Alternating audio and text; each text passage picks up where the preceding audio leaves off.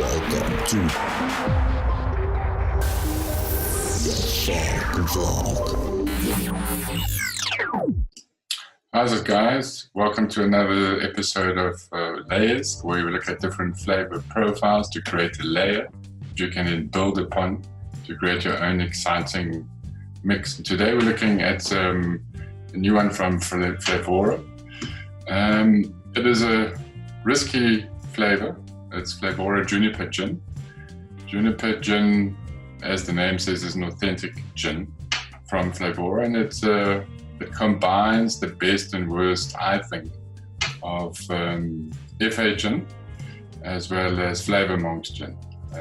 The FA gin tended to be very dry and very potent, whereas the Vapour Mountain gin was a moister and more balanced gin, not as overpowering.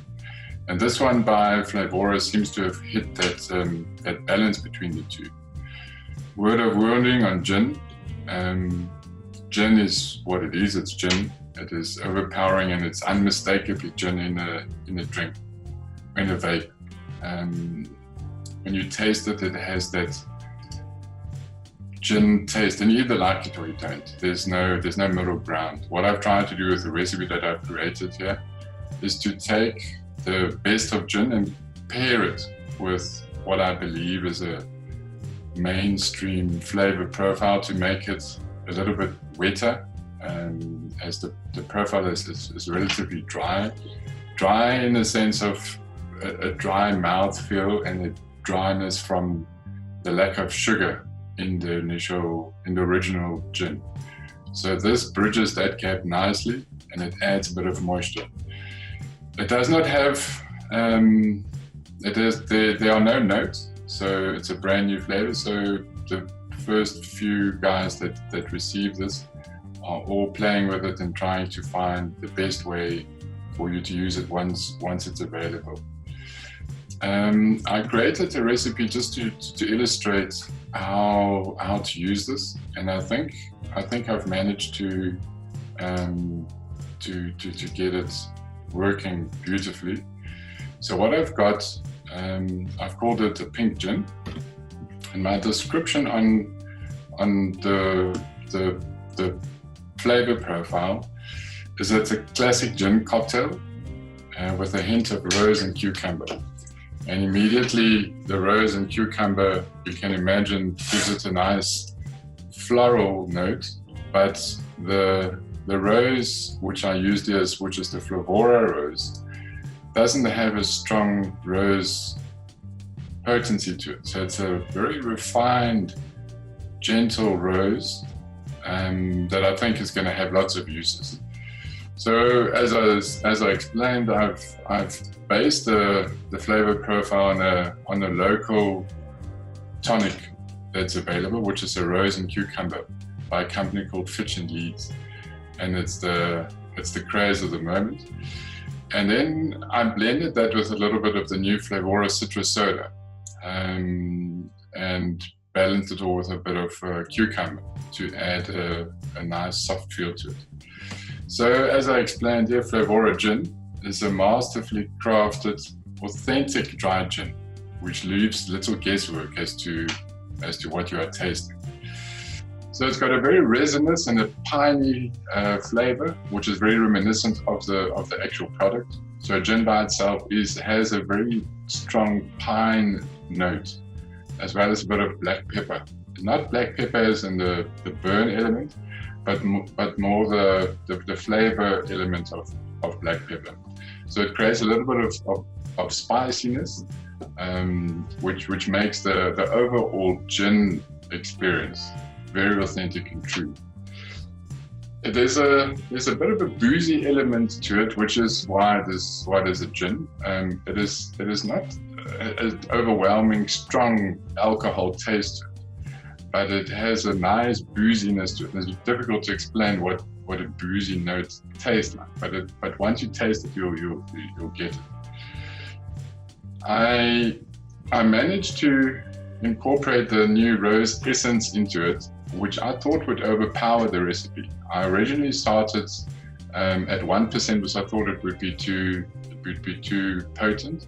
But after some single flavor mixing, I managed to bring it up all the way to 3, and it maintained its softness. So I ended up using the rose essence at 2%. So at 2%, it is there, but it doesn't overwhelm. It just adds a nice, gentle rose tinge to the gin, and it calms it down a little bit.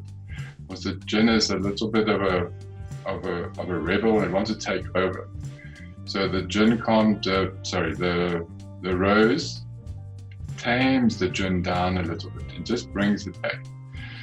The rose essence doesn't have a familiar rose, strong, potent flavor like TPA rose candy. So what I did is to accentuate the rose, is just added 0.5% of the rose candy. And all that does is just brightens and sweetens it up a little bit without taking over. Rose candy, if you've used it before, you'll know it's strong and it overpowers. So at 0.5, it just mixes nicely with the original Flavora roses. Citrus sodas, the Flavora citrus soda, I've used at 1%.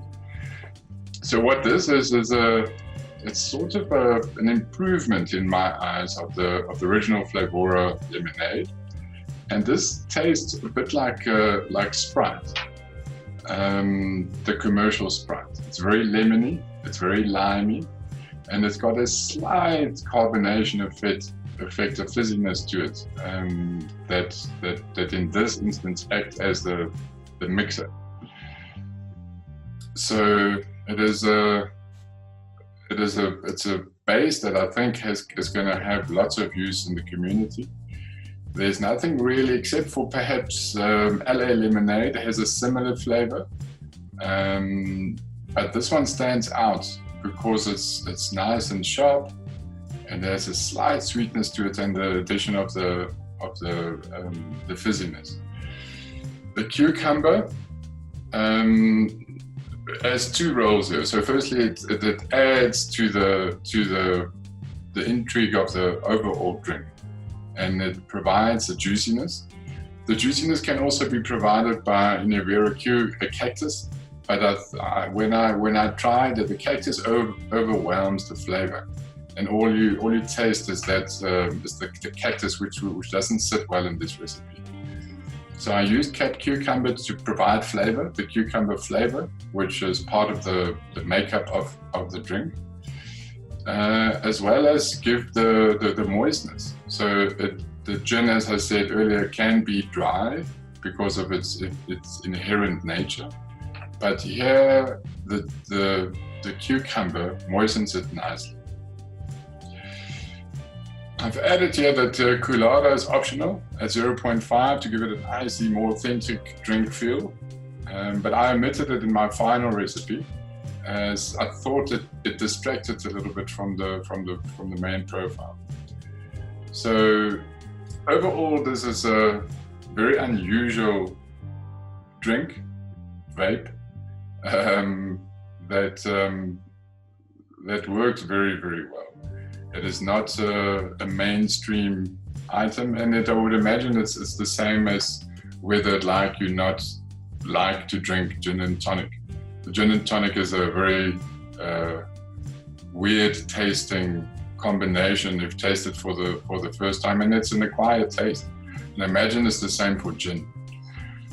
If you do like gin, this gin, the Flavora Juniper Gin, is a fabulous one to start with. The flavor testing, I started from 1% all the way to 3.5%, which is sort of the average for Flavora products. And at 1, it is there, but it's very light. It almost serves no purpose. It may add a slight back note to another boozy type recipe, but the problem is that because it has that strong, identifiable gin taste, there's nothing else that you can do with it without it being a gin. 3.5 was too overwhelming, and the pine notes and the off notes started to develop pretty quickly. So I found 2.5% to be my happy place, where there's a nice balanced gin taste without being in your face and too piney and too resinous and too peppery and too spicy. So it's a beautiful mellow gin flavor at 2.5. And I would imagine there are many other versions that can be made from this. The gin craze is there. I had a version of this, a rose gin yesterday, released locally in South Africa over the last month or two. But I think this could work with vanilla, orange, perhaps a touch of mango. The possibilities are endless in creating a cocktail. Pomegranate. It is a beautiful ingredient, and it must be treated with care. Over 3.5% in your recipes can be ruined. It is very, very potent, and I think there's going to be some interesting recipes that's going to come out as soon as this is released. So have a look at the recipe. It's called Layerz Pink Gin. It's on all the flavors. And we look forward to seeing what you've got, what else you can come up with this new flavor. So drop us a link below and let us know what you think. So that's it. Thanks, guys. We'll see you again next time.